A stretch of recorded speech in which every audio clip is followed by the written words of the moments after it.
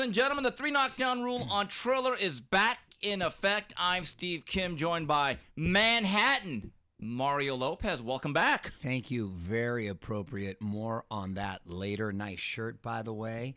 I think both of us representing. More on that later. I'm thirsty. Shout out to Smoking Tim Frazier, Buffalo Knuckles, and Tino on the edits. We have so much to talk about. Let's work our way back. This was Saturday, May 14th at the War Grounds in Carson, California on Showtime. Your new undisputed junior middleweight champion of the world, Jermell Charlo, stops the hard-charging Brian Castaño in 10 rounds. He is now one of the few undisputed champions in the sport. In the co-feature, welterweight sensation Jaron Boots Ennis makes quick work of Custio Clayton in 2 rounds. Listen, I was wrong. So was I. No, we were both wrong. Props to Charlo. I honestly thought, based on the last fight, which, by the way, I feel Castaño still won, that Castaño had enough momentum and maybe had figured him out and was going to go even with more confidence. And it was not that it was going to be easy, but that he would do enough to come away with the victory. And I was incorrect. Props to Charlo. He made great adjustments. Seemed to have really executed his game plan well, was not intimidated, and when he had him hurt, took him out, and it was a very impressive victory. I think he's obviously the man in the division, and dare I say, the Charlo to be reckoned with of the brothers. Both those guys, which I like, respect out of Houston. Nicest teeth in boxing. Yes. I've said that for a while. And that was a very, very impressive victory.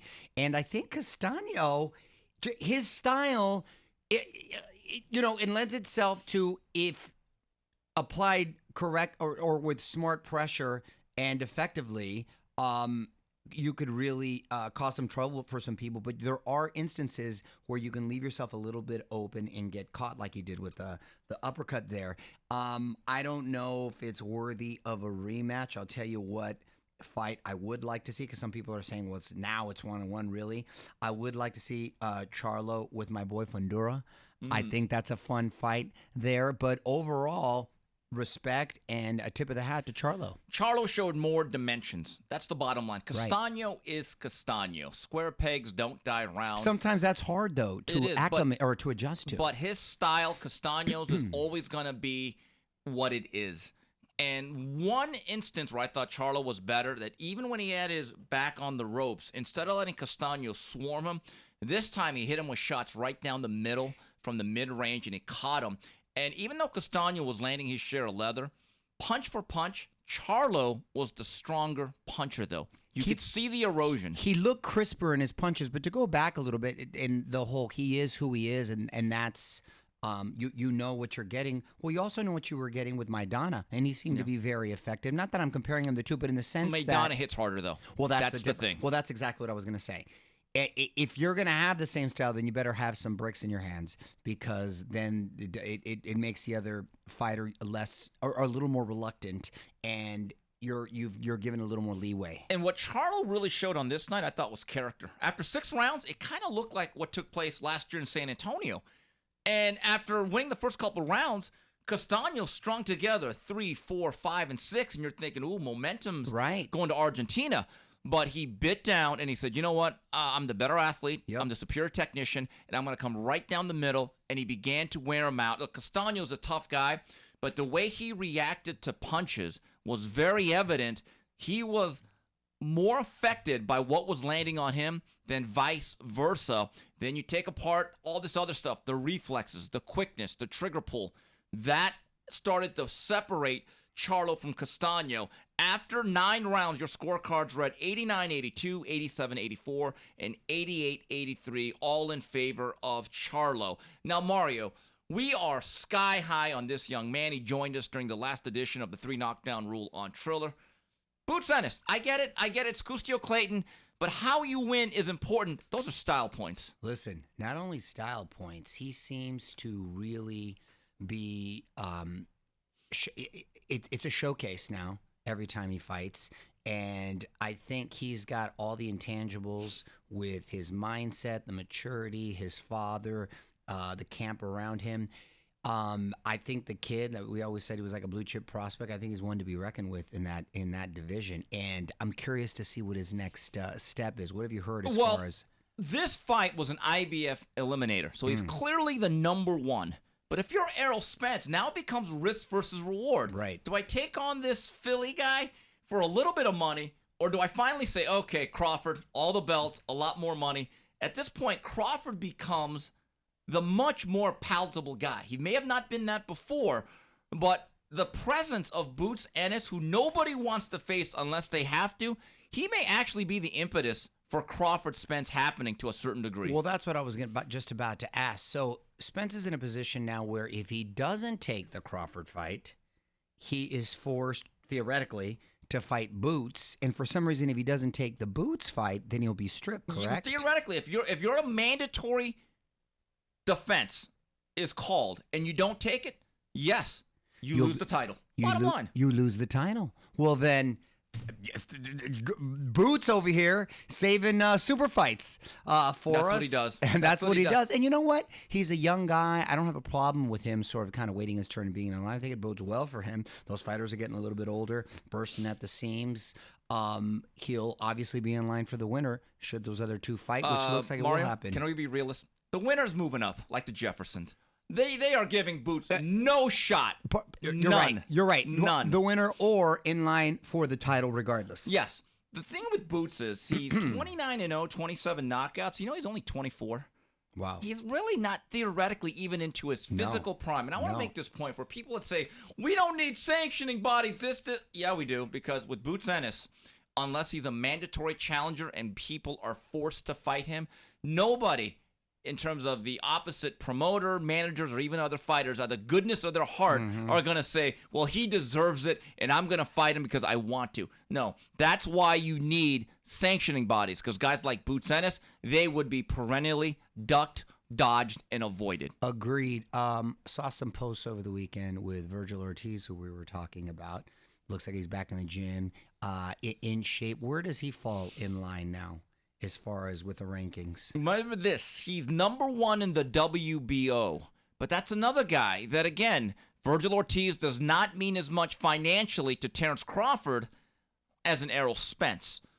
So it goes both ways here. Well, that's what I was assuming. So in a perfect world, Spence and Crawford finally get it on. Those guys move up. And then we see, hopefully, down the road, the new hot fight to make at that is the Virgil Ortiz Boots Ennis fight. We can only hope. Also on this night, Saturday, May 14th, Toyota Arena in Ontario, California. Busy night. On the Zone, light heavyweight in action in what was the first of two WBA light heavyweight eliminators on consecutive weeks. Gilberto Zurdo Ramirez beats up on Dominic Bozal in 4, and lightweight sensation William Zepeda with a 10-round victory over Rene Alvarado. Mario, I got to give Ramirez credit. In the past, this would have been a 12-round decision. Now he's stopping, guys. Listen, you know I love me some Zurdo, and I don't want to sound biased, but maybe I am. I train over at Brick House, too. He's obviously from Sinaloa, but he's a hell of a nice guy. He's just a really, really nice guy. And not to mention, a good fighter, great fighter. He looked, I thought, really sharp. Julian Chua has done an excellent job with him to get him to be more dimensional, busier, placing his punches better, working the body. You said light heavyweight. My guy looked like a heavyweight in there. He was looking big. By fight night, he probably is. He was about 204. But guess what? He makes 75 easy, he told me. I couldn't believe he once squeezed down to 68. So he's making 75 easy. He looked really impressive in that outing. And, you know, I was talking to Julian, as a matter of fact, today, and maybe he said he was about 60% in that camp, got a little sick going into it, came in a little heavy, so it was more of a little bit of a fat camp, but he obviously had gotten it together. So, you know, they're thinking, and then he told me that Aram said he's got no interest in Bivol fighting for the winner of Joe Smith and Beterbiev. So if that's the case, because I guess he doesn't want to work with main event, if that's the case, Bivol Zurdo was a great little fight. I've said that, and again, that's the WBA eliminator. WBA title at 175 is held by Dmitry Bivol. I talked to Julian the week of the fight. They had a media day at Brickhouse, and I asked him, is Zurdo one of those guys you have to teach how to fight, or is it about the mindset and the mentality? And he said it, you're right. When I got Zurdo, I already know it's a sharpened sword. Now I got to get him to stab people and chop heads off. It's about the mentality. When you get a new trainer or you get a new fighter as a trainer, there are certain guys you have to make a million technical and fundamental adjustments. Right. Other guys, it's upstairs, and you have to get them to know not all wins are created equal. Look, this guy's 43-0, but in my view, it's the last 3 fights where, again, he faced faded guys, older veterans, but he stopped them. Yep. He put an exclamation point instead of the period.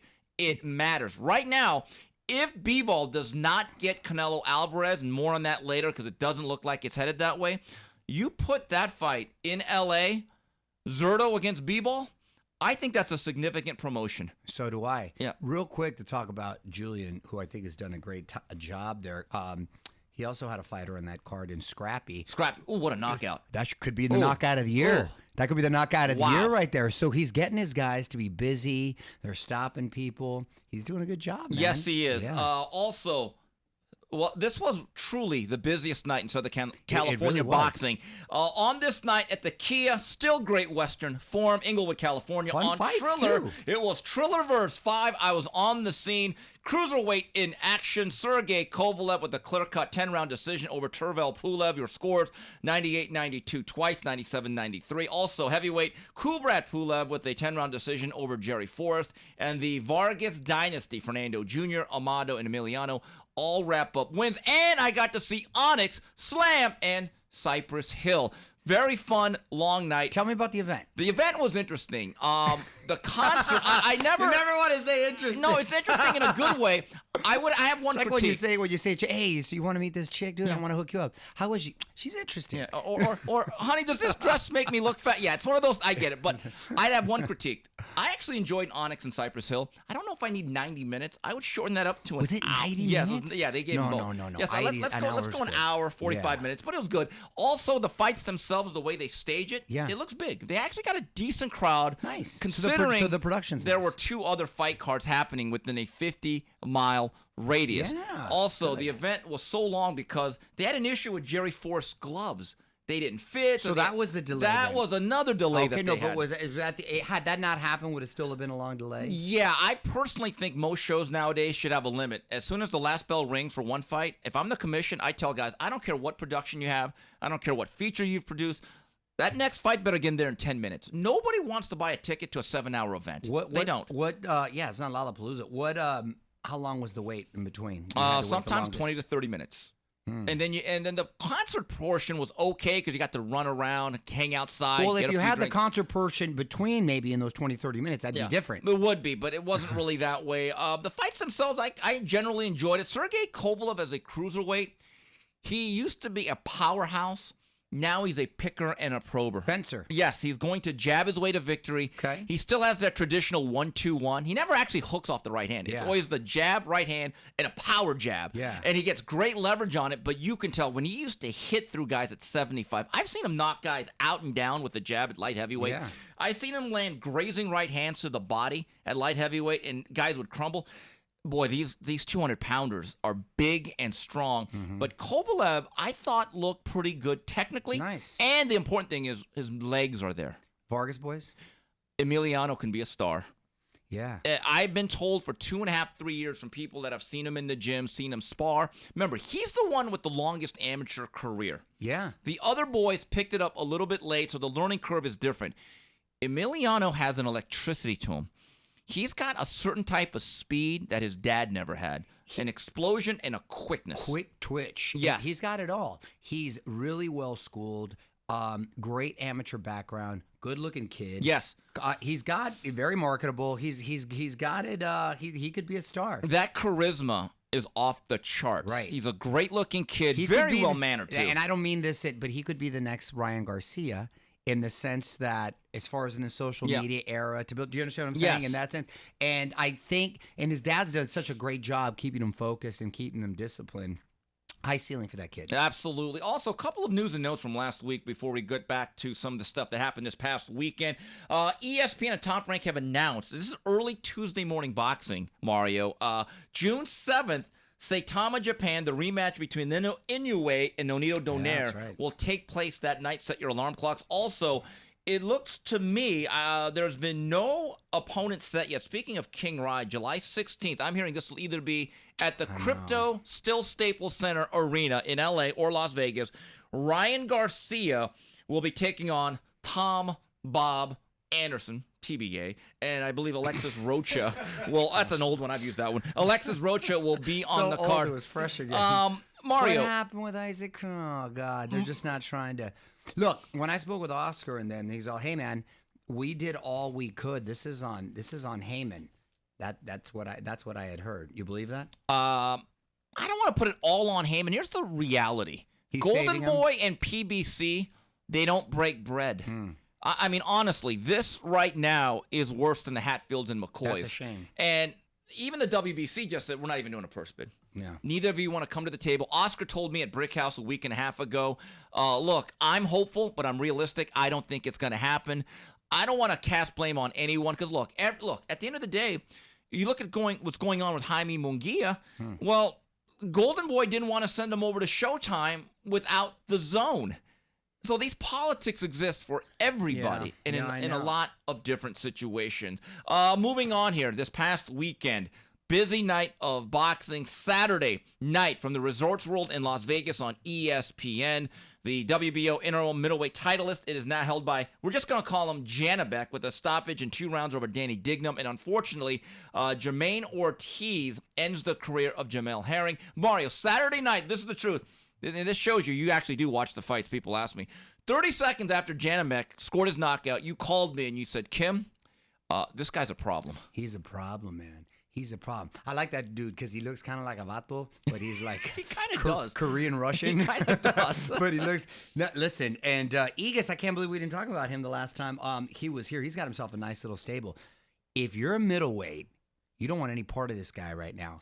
He is a well-schooled, fundamentally sound, heavy-handed southpaw that is not afraid to mix it up. That was a dominant performance, but what was more impressive was that power and the way he was setting him up. Who I could see why Andrade didn't want to get in there, or Munguia doesn't want to get in there. That's talk about risk versus reward. He's one of those guys that he's probably going to have to be the number 1 contender, and I don't think that's too far down the line. Well, keep this in mind. This is for the WBO interim title. Andre can still make the decision to come back down to 60 based on what that fight might pay. And like you said, the risks that it actually provides. Andre may just go back up to 68 and say, okay, let's do Zach Parker. Let's try to win that title. Yeah, because that was a very impressive performance, and I was like, oh, we got a player in this. Buddy McGirt has done an excellent job of, I believe, making him more fluid, Americanizing him just a little bit. And keep this in mind, when Golovkin came to the States against the Polish fighter, Gregor Proska, in 2012. I remember that. He was already 32. Right now, Janibek's only 29. Wow. So there's room to grow. Now, keep this in mind. I also, since you mentioned Triple G, I like his post-interview where in the culture, out of respect, they don't challenge older fighters, which I thought was very, very cool. Because Triple G removed who are the rest of the champions. Well, it's Jermall. Charlo is up there. Andre is still technically a WBO belt holder. Yeah. Munguia's number 1 up there. So look, I don't think it's far-fetched that he could be very competitive with all those guys. Here's what I think Top Rank has to do, and I've asked them. With the guy that's only 12-0, 8 fights, now he's become a guy. He made a splash. Right. I would do everything in my power if I'm Agus Klimas and Top Rank. Not just one more fight this year. Get him out there as much as possible. There has to be a familiarity. Before a fighter can become a brand, he has to fight a lot. And he's still 8 fights from being 20-0. No, of course. So we haven't seen him a lot. We haven't. Well, that was the same with Lomachenko, too. But when you have such a deep amateur background, then you can accelerate these guys. And I think he proved that he's ready. Well, that's one thing about Agus Klimas guys. They never go into the right-hand lane of the freeway. They're all the way on the fast lane on the left side. He when he signs these guys from Russia or Uzbekistan, Kazakhstan, his basic premise is this. I'm going to be very fast with you because one of his famous sayings is, I asked him one time about rushing Lomachenko in 2-3 fights to a title. This is when I barely knew him, and he scared the hell out of me. He goes, we have a saying in our country. If you can't fight today, you can't fight tomorrow. What are we waiting for? That's his theory. And Mario, unfortunately, Jermell Herring, the last few rounds against Jermaine Ortiz, you could tell he was trying to find a gear. He was trying to find something deep within himself. Just wasn't there. Wasn't there. Look, I love me some Jermell Herring. The guy's a class act. He's a gentleman. We've had him in here. Bright guy. Represented our country. Yes. And so I think there's no shame in what I thought was a nice career. Yes. And I think he has a future in the sport. Yes. In some capacity, whether that's training, whether that's as a broadcaster, whether he's just one of those guys that's a great ambassador. So I hope he remains in the sport. Even Shakur Stevenson's been giving him a lot of support and love, which I like to see. Former opponent. So I hope he stays in the game. Yes, look, he's doing some broadcasting. He's a bright, charismatic, personable individual. Him and Jerry Cazares, good friend of ours, they have started a management company. So they represent fighters. So this is a message to young boxers. Yeah. This does not last forever. Nothing is ever promised, so always look ahead to the next stage of your life, even as you're boxing. Because if you start right when you're retired, it's too late. It's too late. An athlete's window is short. Yes. A fighter's window is even shorter. Yes. So, yes, you got to start thinking about that as soon as you get into the game. Also, this past weekend from the Gila River Arena in Glendale, Arizona, your new WBC interim super middleweight title is now held by David Benavidez, TKO in 3 over the overmatched David Lemieux. He is now 26-0, 23 knockouts, as Mike Tyson called him, Mario. He's a Mexican monster. That's a great you like that one? Right okay, there. good. I do like that one. Go right on, Mike. I was hoping, because I've always liked me some David Lemieux, kind of barrel-chested, and he wings those big hooks. What did I tell you about that fight? Hold on a second, but I was hoping he had a couple wicked left hooks left in him just to make it interesting, just to make it kind of exciting. Bro, Benavidez is bad, dude. He's bad. The fact that he squeezes himself down to 68, because he's a big-ass dude, and his hand speed, there's a lot of guys that are fast, but they look like they're trying hard. Does that make sense? Look like it's being forced. His flows. That's what I'm saying. It looks like it's being forced. He is so fluid and so smooth, and it's effortless with that hand speed. And being such a big guy with that kind of hand speed, that is really rare. I can't think of another one that in a long time that has been like a big guy like that with that sort of hand speed, being so fluid with it. He places his punches well. He's a mean dude in there, and he knows how to take you out. Outside of Canelo, best 68-pounder? Yes, and because of the activity. And I thought in this fight, he actually pulled back from just the volume punching to be a little bit more forceful with velocity. Right. And he was still putting together. Look, I give Lemieux credit. I thought the first 90 seconds, it's like, oh, okay. And you could see him trying to do stuff. Right. He could not dent the armor. Again, if you had to weigh fighters in at 9 o'clock in the morning, like the olden days, David Benavidez would be at least a light heavyweight, if not a cruiser. But now that you're weighing guys in 30 hours plus, they have a chance to rehydrate, and they literally grow right in front of you. Okay? The first time that Benavidez really landed a solid shot on Lemieux was like, he was like Dorothy. Toto, we ain't at middleweight or Kansas anymore. He had a look on his face like, oh, geez. And I felt bad for him. And you know what? Tip of the cap to the corner. They were not more courageous than the fighter. Mark Ramsey did a hell of a job because that was going to get ugly. Boy, they could have stopped it in the first. Yes. You know, Harvey Dock was this close. I don't think anybody would have argued too much, but yeah, it was a very impressive performance. So you would favor him over Caleb Plant? Yes, too hard-hitting, too active. Jermall Charlo is a middleweight. I mean, if you're Jermall Charlo, you want to make your first foray at 68 against that guy? I tell you the toughest matchup is with the most risk, and it's not Canelo because that's a lot of reward. David Morrell. Keep this in mind. David Morrell has said, I want that guy, and I'm with the PBC. Now, me and you, we've been high on Morrell, but he's only 6-0, but he's a southpaw, and he's strong. What's the one thing that Benavidez probably doesn't like with this flat-footed style? A little bit of movement, the ability to hit on the fly. Right. I'm actually stunned that his management, led by Samson Lukowicz, is even mentioning Morrell. I'll be honest. If I'm managing David Benavidez, Morrell is a non-factor. I don't even speak his name. He wouldn't be my first choice, but going back to what you said with his flat-footed style, I don't think he needs to be so fleet of foot with those fast hands. And he does a good job cutting the ring off, and his length causes such problems. I think he just sort of swamps you and then ends up overwhelming you with his combinations. In his defense, because he stands so tall, he's bad at super But middleweight. are we being prisoner of the moment when people are literally saying he's the best super middleweight, even with Canelo? Because that's a little unfair. It's different because his style, ironically, plays into sort of Canelo's strengths too. Still would like to see it. Great fight. Interesting fight right there. Because one thing, again, he's flat-footed. Canelo has had issues with movement and guys who can hit on the fly. That's not necessarily Benavidez. And also, look, 75. He's not a light heavyweight. He probably fits right into the wheelhouse at 68. Now, moving on. This Saturday night, May 28th, from the Barclays Center, it's Showtime pay-per-view. The WBA regular lightweight title is on the line. Gervonta Tank Davis takes on Rollies Romero. Mario, are you okay? I know you like Rolly. You know I like Rolly because he has no shot. He has no shot. I like None. dudes that are crazy. Okay, he has that going for him. I like dudes that are crazy because they're characters. I think the sport needs characters, and I just like people like that in real life. They make me laugh, and I'm always down with crazy dudes.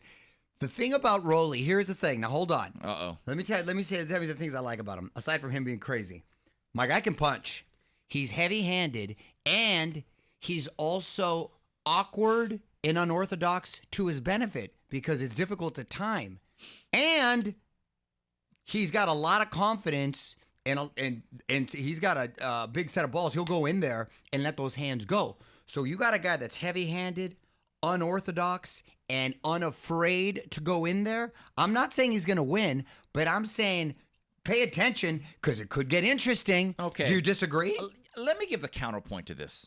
No, I'm just saying. You think he's going to go out in there and get washed. All I'm saying is, and listen, obviously Tank, much more skilled, more talented fighter. I get it. But he's such a character, and because of those intangibles, I think all I'm saying is I think he could make it interesting. I'm going to call you... My guy's trash talking, though, and he's...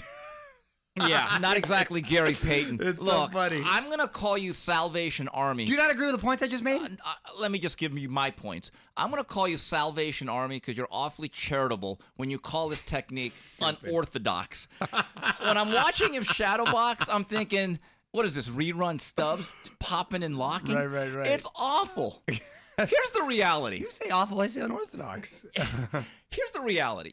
Tank Davis, for all the derision he gets, I'm one of the people, I actually think he's really talented. Yeah, I just said he's talented. And he's very close to being one of the top 10 to 15 fighters in the world, pound for pound. I think that much of him, despite his resume being very slim. I like Tank. I'm a fan of Tank. Rollies Romero may not be one of the top 100. There's an old saying that there's levels to this game. Yes. I agree. They're levels apart, Mario. I agree with you. No one said he's on the same level. All I'm saying is because, look, if he didn't have that pop, then I say he's getting out of there like in a couple rounds. But because of that pump, I think Tank will respect him enough to give it. I don't think he's just going to walk right in and start throwing. I think it could be interesting for a round or two. But those round or two will be entertaining. That's all I'm saying. That's the biggest backhanded compliment I've ever heard. Think about this. Is that not? No, because the other guys... this fight can be competitive for a round. Hey, wouldn't you rather have a round? Wouldn't you rather have a fun round or two call Leonard Ellaby than a boring 10-round, 12-round fight? Right, but call Leonard Ellaby. That's really going to sell a fight. This could be competitive for 3 minutes. It's like your sex life, Kim. For one round, it could be great, but then you know you can't put in work for 10 rounds. Not many people can at our age, but here's the issue. As soon as Tank Speak for yourself. strikes him with the hard left, and he's one of the best punchers in the sport. Yes. All of that bluster, yeah, all of that I don't know, swagger, how is Raleigh's chin? Well, we're going to find out. We're going to find out. In my view, again, Salvation Army this Lopez. is just entertainment. For entertainment purposes, I just think it's a fun fight. You know what I mean? I just think it's a fun fight. Yeah, if this fight actually goes more than 6 rounds, I am going to call the authorities and the commission. I don't think it will. That's the irony. But I think it'll be fun for the couple rounds. Oh, my God. Am I making sense? I would actually petition to have that listed as a loss for Tank Davis if this goes beyond 5 rounds. Also on this undercard, Erislandy Lara takes on Spike. I'm gonna be in town this weekend. We got to watch him. Okay, I'll be around. Erislandy Lara takes on Spike O'Sullivan. Jesus Ramos is also on the card. It's a throwback fight right there. Eduardo Ramirez against Louis. Throwback or throw away? Anyway, we come back. Cold as ice. We come back. We wrap it up with Ask Mario and Final Flurries, the 3 knockdown rule on Triller. And we're back on the 3 knockdown rule on Triller. We go to the Ask Mario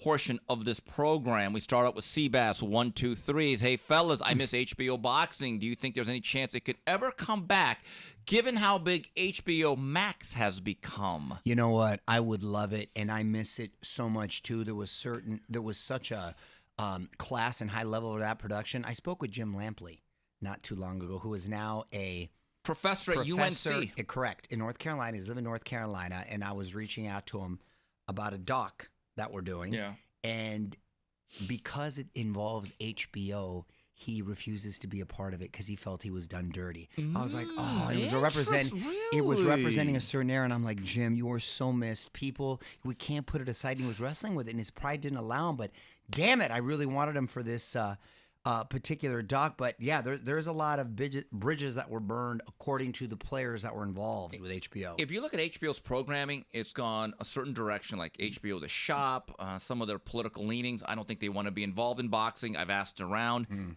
No indication has been given to me that home box office will ever go back into live sports or boxing. Take that for what you will. Wah, wah. Here's a question from Ignacio Ortiz. After his performance this weekend, do you have Joshua Buatsi fight a couple more times or go straight into a Bivol fight?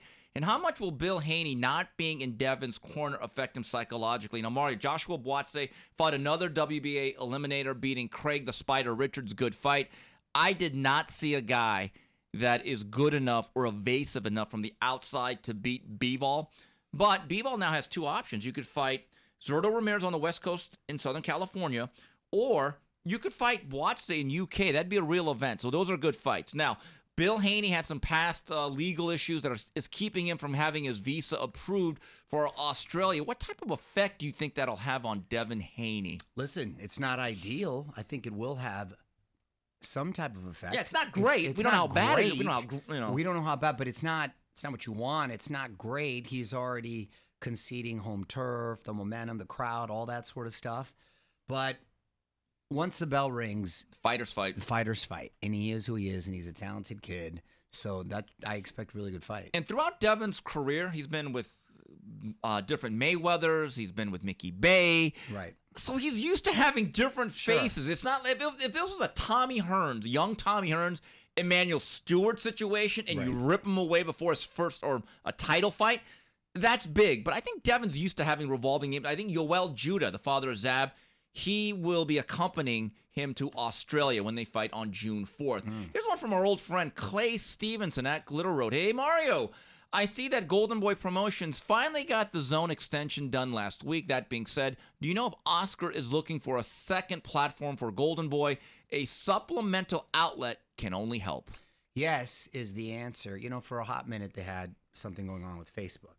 Right, and I'm a big fan of the whole developmental series, and I think there's other outlets that are in talks right now. So that's encouraging. We know they can work with Top Rank. We talked earlier how ideally if they could build some sort of bridge with PBC, it'd be better for everyone. But congrats to those guys for re-inking that deal. And they do have a developmental series on Thursday nights with the Zone at Fantasy Springs. Those have been pretty good. Pretty good fights. I mean, look, Mercito Hesta put on a hell of a fight against Joseph Diaz. I'd like to see Mercito maybe get that shot with Ryan Garcia. I agree. If those other guys don't get it. Speaking of developmental series, you weren't there, but I went with Dana White. Shout out to Tom Loeffler. That was a nice card. 360 Promotions. Quiet Cannon, Montebello. Quiet Cannon, Montebello. There was a great crowd. Nice card, evenly matched fighters, knockouts. It was fun. Callum Walsh looks like he can fight a little bit. He can fight. Fine Irish lad. Dana likes that guy. And on UFC Fight Pass, they're starting to highlight a lot of boxing. Remember, he was a boxing guy before he got into MMA, so that was kind of cool to see. So we'll have to go out there next time. I'll go out there next time. Yeah, it's your hood right there. About 2 minutes from my office. Here's one from Sherm. Not Big Sherm, but I got a carton milk this morning, and Emmanuel Navarrete's picture was on it. Does anyone know when he'll be back in the ring? Okay. Yeah. El Vaquero had some situations with Zanfer Promotion, so he was sidelined. I am being told that he's going to return in August on a Top Rank / ESPN show. And guess what? There's a very good chance, it's in pencil, not ink, he could be staying classy in San Diego. Your old haunts, the old 619. Oh, okay. So, I wonder training with who? No, I think the training situation is what it is. Oh, right. But I think he's got to work out a situation with Zanfer before he moves on. Understood. Mario, what was New York City like? I have a question. I'm going to be going out there, book my flight for the Beterbiev Smith fight on the weekend of June 18th. Nice. Now, are all the mask mandates and the vaccine cards, is that over with for now? When I was there, it was back to normal, bro. Restaurants were bustling. The streets were full. Best time of year to go. The weather was awesome. It was a very busy week for me. Yeah. Very busy. Dude, and the thing about New York, so many great places to eat. I mean, every little shop you go to or a restaurant you go to, and I had a marathon meal every night, drinking every night, eating. I felt disgusting at the end of the week. Did you pay Jimmy's Corner a visit? They miss you over there. I did, because I was literally, from the moment I got, and then I had to be up at like 6 in the morning every day, which was really 3 in the morning. So that was rough. But, throw in those marathon dinners, which were dinner meetings, and then you're drinking at all of them. It was rough. So I'm glad to be back. But New York's, I love it, and I love New Yorkers. Okay. Great place to visit, though. But I'm a Southern Cali boy. I like the weather and I like having a yard. I haven't been there since the Crawford Mean Machine Kavaliauskas fight, and I believe that was December of 2019. And I decided, look, once a year, just for business purposes, you have to go to fights. Part of the job. Young journalists or young writers, I want to tell you this: you have to go to fights, not just for the fights, but you have to be able to see people in person. Sure. Make contacts, cultivate sources, and it's worth it. The last couple fights hasn't been about the fights. That's the advice I would give to guys getting into this business. You have to be there. Andy Warhol once said 85% of life is just showing up. Exactly Also, right. You went to the San Diego Zoo this weekend. Was it work or fun for you? It was kind of, I guess, supposed to be work. They just took some pics and what is that, sponsorship for the radio show or... Yeah, and so that's the old stomping grounds down there. So my mom and dad came with my family, and it was, again, perfect weather. It was like overcast, because when it's hot, the animals all kind of hide in the shade right there. But it's springtime, so the animals are all getting busy, getting nasty there. And apparently, I just missed the gorillas. I was like so late to seeing all these animals get broke off. I was pissed, but then I would have had to explain it to the kids. It would have been maybe bad, but it's fun, man, especially with the kids. They get, asking all these questions. They're in that space, right? Oh, they get to do this and. And the food was good. I couldn't believe it. We had like a little. They took us a little restaurant there. That was really good. You could drink at the zoo too. Really? Had a couple margaritas. Yeah. So it was a lot of fun. Kids had a lot of fun, especially for the kids. I remember growing up in Valencia, California. I don't know if they played this. Oh wait, real quick, not to interrupt you. This is a fun fact. So they got like 6 elephants right there. Did you know? One elephant, on average, 300 pounds of poop a day. No shit. Each elephant. It's dropping 300 pounds. You imagine the dude, and they got 6 elephants there. The dude that has to clean up all that. I was blown away by that. And then it looks like a mountain, like in the South Park. It looks like a mountain. Yeah, like a mountain of just poop. It's crazy, right there. Isn't what a crazy? shitty job. Oh my God. Yeah, I don't know if they played those commercials because you grew up in San Diego, right? Right around that area as a kid. But in L.A., one of the famous commercials was San Diego's "You Belong to the Zoo." The San Diego. Okay, so they played that too. Of course. I had no idea the zoo was still around. Aren't they trying to shut those things down, like at SeaWorld? I think it was more SeaWorld. I think the zoo. Is there still a SeaWorld, or is it just no Shamu? I think they do have a SeaWorld. But no Shamu. I think Shamu's still hanging in there. As a matter of fact, SeaWorld still exists. I haven't been there in years. The thing about the zoo and why I think it's still thriving. It was packed. is they reintroduce species that are on the brink of extinction sort of back into the wild, and they have like, there was some cheetahs there was only like 19 left and thing, and now they've got a whole thing of cheetahs. They're all about conserving the animals. Yeah, they're all about conserving. So that was kind of cool. By imprisoning them. Yeah, it's very ironic the way they do it. Well, you have to say, you know what I mean? And then eventually they roll, you know. Kim, they live better than you. You know what? That is true. The rent's probably cheaper too here in LA. Anyway, that's it for this week's edition of the 3 Knockdown Rule on Trill. I'd like to thank everyone that made this show possible on behalf of Mario Lopez, Smoke and Tim Frazier, Justin Buffalo Nichols, and Tino on the edits. Goodbye, everybody.